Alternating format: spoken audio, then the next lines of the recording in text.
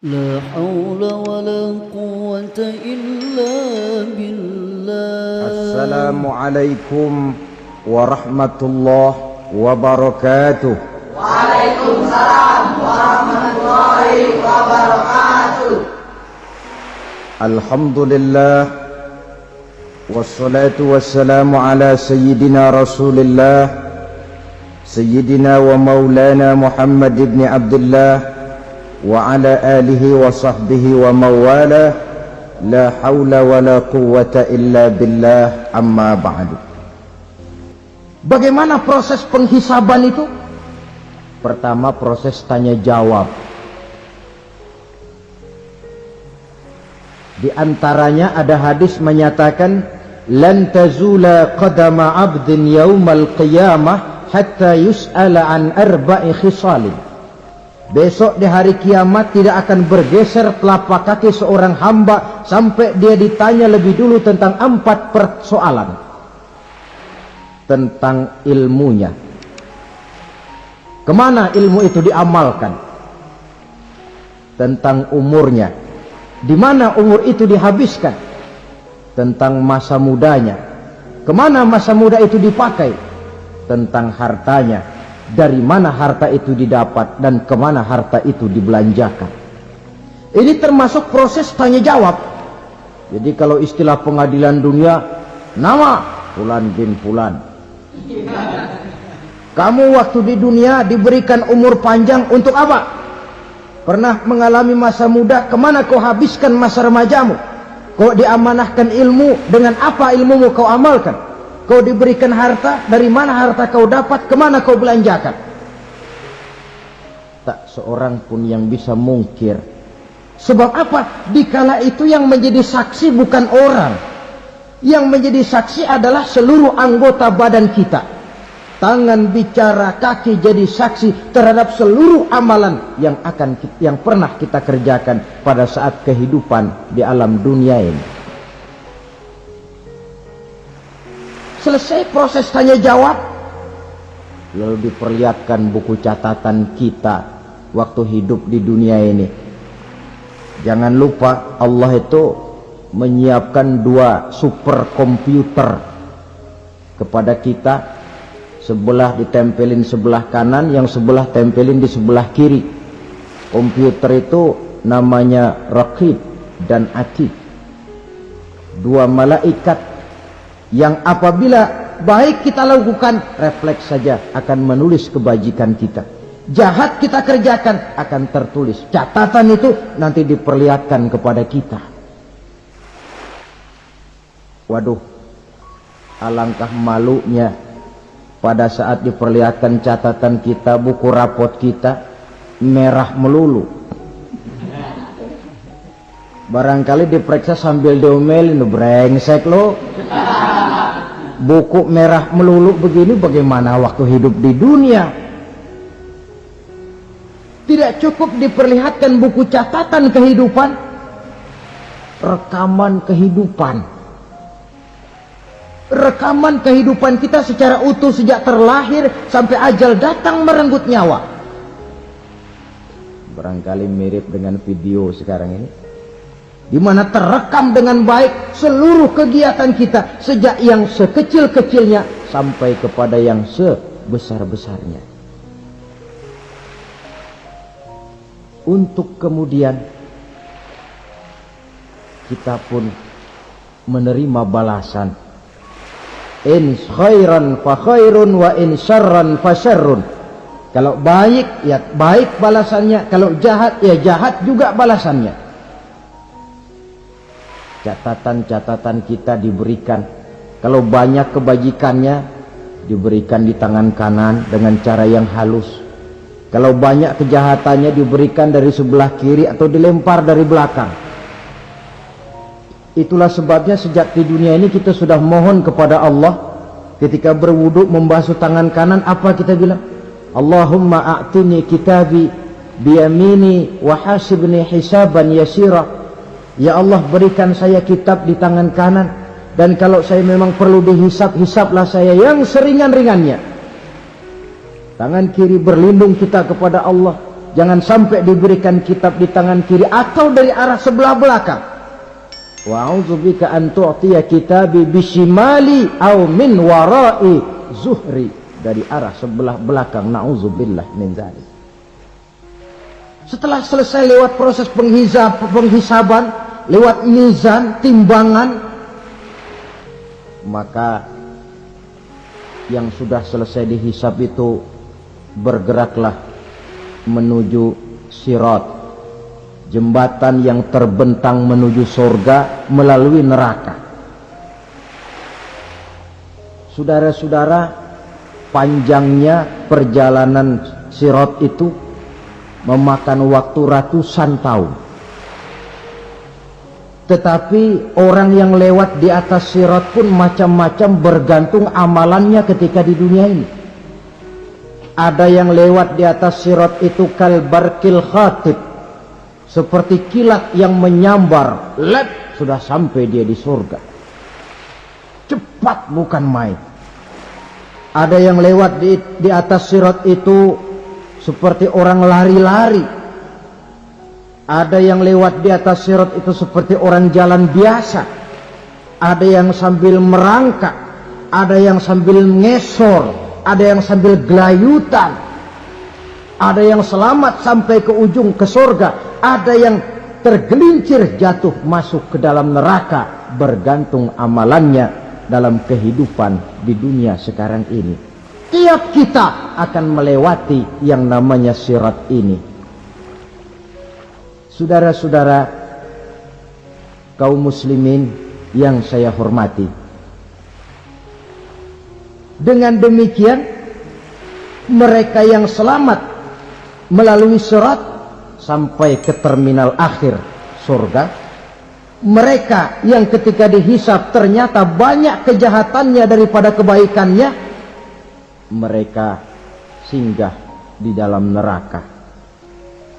Nah, adapun orang-orang yang beriman menurut ayat Quran dan hadis Nabi itu nanti ada bermacam-macam. Ada orang beriman itu yang dimasukkan surga. Ada orang beriman itu yang dimasukkan ke dalam surga. Ada orang beriman itu yang disebut penduduk surga. Kenapa lain-lain, Pak? Karena waktu di dunia amalannya juga lain-lain. Ada orang beriman yang masuk surga. Ini paling murah tiketnya. Mau masuk surga? Kata Nabi begini, ma min abdin qala la ilaha illallah thumma mata ala dhalik illa dakhalal jannah. Kalau seorang hamba sudah mengucap dua kalimat syahadat, dia yakin dengan kebenaran kalimat itu sampai matinya, orang itu akan masuk surga. Abi Dzar yang waktu itu diajak bicara heran, ya Rasul kok gampang betul? Iya, walaupun orang itu mencuri, iya, walaupun orang itu berzina, iya, biar dia mencuri, biar dia berzina, kalau dia sudah mengucap dua kalimat syahadat, dia yakin dengan kebenaran kalimat itu sampai matinya, itu orang akan masuk surga. Jadi masuk surga cukup dua kalimat syahadat, yakin sampai mati, masuk surga. Itu perkara masuk. Tapi kalau pertanyaannya diterusin, masuknya kapan, Pak? Nah, ini lain lagi urusannya. Sebab ada yang masuknya itu langsung, ada yang mampir dulu. Di sana tempat cuma dua, kalau tidak surga, neraka. Mau ke surga tapi mampir dulu, yang mampirnya jelas di neraka. Kenapa? Dalam hadis qudsi ada riwayat, nanti itu di akhirat, setelah Allah selesai mengatur penduduk surga masuk surga, yang neraka masuk neraka, Allah berkata kepada malaikat Malik, malaikat Malik, labaik ya Allah, itu bajingan-bajingan tengik, manusia-manusia durjana yang waktu di dunia tidak mau sujud, jauh dari ulama, gemar melakukan yang munkarat dan maksiat, hidup di tengah masyarakat selalu jadi bibit keonaran, kufur, sudah masuk neraka semua. Sudah ya Allah. Nah, kalau sudah, coba sekarang kamu masuk, Malik. Saya, iya, masuk neraka. Mau apa ya Allah? Kata Allah, akhriju minan nar man kana fi qalbihi misqala habbatin min khardalin min iman. Kau masuk neraka, cari di dalam neraka orang-orang yang ada imannya walaupun kecil sebesar biji zarah, angkat mereka keluar. Masuk malaikat Malik ke neraka, cari orang yang ada imannya, korek. Ya repot, udah pada gosong. Yang ada imannya diangkat ke atas, yang ada imannya diangkat ke atas, lalu dimandikan di Nahrul Hayat, namanya sungai kehidupan di akhirat nanti. Cakep lagi rupanya, bersih lagi wajahnya, apel di hadapan Allah. Kata Allah, bagaimana mas? Kapok nggak sampean? Kapok ya Allah. Nah, kalau kapok, idhab fadkhulil jannah, pergi masuk surga sana. Berangkat mereka ke surga, ketemu sama teman-temannya yang udah sampai lebih dulu, yang nggak pakai mampir lagi. Terjadi dialog. Kata teman-temannya yang udah pada nyampe duluan, mas, iya, emang baru sampai? Saya baru sampai. Memang mampir di mana dulu mas? Kita sudah lama sampai di surga. Saudara buka surah Al-Muddathir ayat 34-35. Ma salakakum fis saqar? Kenapa kamu mampir di neraka Saqar? Qalu lam nakum minal musallin. Mereka menjawab, kami mampir di neraka Saqar mas, gara-gara dulunya kami waktu di dunia ndak pernah sholat. Ndak pernah sholat? Ndak pernah. Karena rumahnya dekat masjid. Cuma dekat doang mas. Sholat mah enggak saya. Enggak pernah ngasih makan fakir miskin, enggak pernah hadir di majelis taklim, pendeknya enggak pernah melakukan kebajikan. Maka saya pun mampir di neraka Saqar. Untung betul saya punya iman mas, sedikit. Waktu hidup di dunia dulu saya pernah mengucap 2 kalimat syahadat, sekali-kalinya waktu mau kawin. Masya Allah. Untung saja kawin, kalau nggak kawin polos.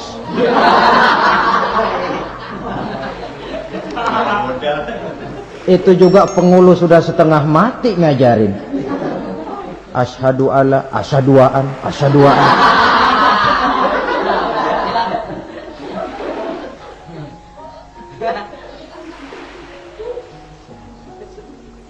Ini namanya masuk surga, ada mampir dulu. Ada pula orang mukmin itu yang dimasukkan surga. Namanya dimasukkan kan terima beres. Saya masuk ke rumah, jalan sendiri, cari tempat sendiri. Saya dimasukkan ke dalam rumah, terima beres, pokok ada di dalam, itu dimasukkan namanya. Nggak pakai mampir. Tapi tentu tiketnya lebih mahal ketimbang yang pertama tadi. Apa kata Allah? Innal ladzina amanu wa amilus solihat la ukaffiranna anhum sayyi'atihim wa la udkhilannahum jannah. Sesungguhnya orang-orang yang beriman kemudian beramal soleh, kami hapuskan segala dosa dan kesalahannya, kami masukkan mereka ke dalam surga. Lihat ayatnya, Allah yang memasukkan, kita yang dimasukkan. Tidak pakai transit, tidak usah mampir. Cuma tidak cukup syahadat, tidak cukup amanu, tapi diiringi dengan wa'amilus salih. Iman, amal. Tidak cukup syahadat, lalu dibuktikan dia sholat, dia zakat, puasa, lalu dia melakukan berbagai macam kebajikan. Ini yang menyebabkan dia tidak pakai mampir di tempat yang bernama Saqar. Lalu ada pula orang mukmin itu yang disebut penduduk surga. Wah, ini sudah VIP ini. Ashabul jannah. penduduk sorga. Siapa mereka? Kata Allah, innal ladzina amanu summa istaqamu fala khaufun alaihim wala hum yahzanun ulaika ashabul jannah hum fiha khalidun. Sesungguhnya orang-orang yang beriman lalu istiqamah, tetap dalam melaksanakan perintah Allah, tidak goyang, tidak labil tapi stabil, istiqamah, mereka tidak takut dan tidak bersedih hati. Merekalah penduduk sorga. Iman, istiqamah. Tidak punya duit, sembahyang. Banyak duit, sembahyang. Miskin, sembahyang. Kaya, tetap sembahyang. Istiqamah. Kadang orang kalau susah rajin ke masjid, banyak duitnya ngelihat masjid melengos. Itu yang dibilang waktu miskin hamba Allah, setelah kaya jadi hamba harta. Bergeser, tidak ada nilai istiqomahnya. Saudara-saudara, dengan begitu penduduk neraka itu dua. Ada penduduk permanen, ada penduduk yang semi permanen. Yang semi permanen orang-orang beriman yang mempunyai dosa besar. Mereka masuk ke neraka untuk menerima azab sesuai dengan dosanya. Bila selesai masa azab itu, mereka akan diangkat untuk ditempatkan kembali ke dalam surganya Allah Subhanahu wa ta'ala. Nah, dikala itulah saudara-saudara, ada yang disebut syafaat dari Rasulullah Sallallahu Alaihi Wasallam. Tapi tentu jangan lupa, syafaat ini ibarat kain menambal dia. Kita punya kain bolong-bolong sedikit, syafaat yang menambal. Sholat kita ada kurang dikit, sedekah kita ada campur riak dikit, amalan kita ada tidak karena Allah dikit. Kita berharap syafaat. Jadi biarlah kain masih bolong-bolong, yang penting punya kain. Tapi kalau kainnya tidak ada, yang ditambal apanya? Sholat tidak, puasa tidak, zakat tidak, berharap syafaat saja, ya, terlalu berlebihan itu. Saudara hadirin yang saya hormati, apabila selesai proses penghisaban, proses penghitungan, maka dikala itulah manusia terbagi dalam dua kelompok besar. Fariqun fil jannah wa fariqun fis sa'ir. Sekelompok orang-orang beruntung yang masuk ke dalam surga, dan sekelompok lagi masuk ke dalam neraka. Akan memakan waktu untuk menceritakan sifat surga dan neraka, tapi insya Allah pada kesempatan pertemuan lain saya sampaikan. Namun sebagai gambaran umum cukuplah saya sampaikan sebuah hadis qudsi. Allah jelaskan, a'dadtu li'ibadiyas salihin ma la aynun ra'at wa la uzunun sami'at wa la khatara fi qalbil bashar. Aku sediakan buat hamba-hambaku yang soleh, yang tidak pernah terlihat oleh mata, tidak pernah terdengar oleh telinga, dan belum pernah terdetik dalam hati manusia. Jadi kenikmatan surga belum pernah dilihat mata, belum pernah didengar telinga, belum pernah terdetik dalam hati. Pedihnya azab neraka belum pernah terlihat mata, belum pernah terdengar telinga, belum pernah terdetik dalam hati. Saudara hadirin yang saya hormati, oleh karena itu, sebagai uraian akhir daripada kiamat ini, marilah sama-sama kita memanfaatkan hidup dengan sebaik-baiknya, supaya jangan timbul penyesalan di hari kemudian nanti. Mudah-mudahan kita seluruhnya diselamatkan Allah dari azab neraka dan mendapat surga dan ridhonya. Sekian dan demikianlah pertemuan kita kali ini. Terima kasih banyak atas segala perhatian. Mohon maaf atas segala kekurangan. Usikum wa nafsi bitaqwallah. Wassalamualaikum warahmatullahi wabarakatuh. La haula wa la quwwata illa billah.